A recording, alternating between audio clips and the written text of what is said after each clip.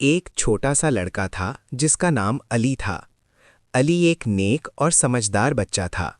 وہ اپنے ماں باپ سے بہت محبت کرتا تھا اور ہمیشہ ان کی بات مانتا تھا۔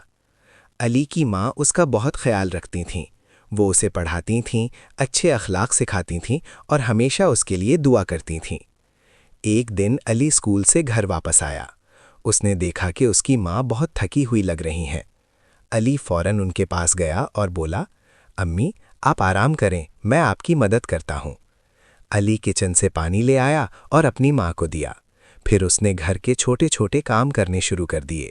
یہ سب دیکھ کر علی کی ماں بہت خوش ہوئیں۔ انہوں نے علی کے سر پر ہاتھ رکھا اور اس کے لیے دعا کی۔ شام کو جب علی کے ابو گھر آئے تو ماں نے انہیں بتایا کہ آج علی نے میری بہت مدد کی۔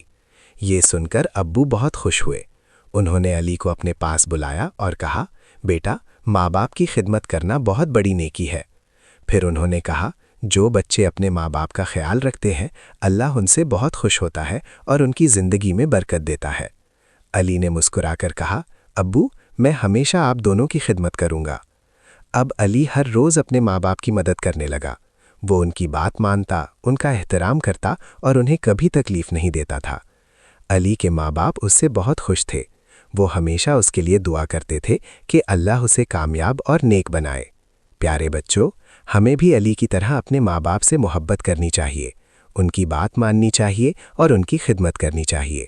یاد رکھیں، ماں باپ کی خدمت کرنا اللہ کو بہت پسند ہے۔ جو اپنے ماں باپ کا احترام کرتا ہے، اللہ اسے دنیا اور آخرت میں کامیابی دیتا ہے۔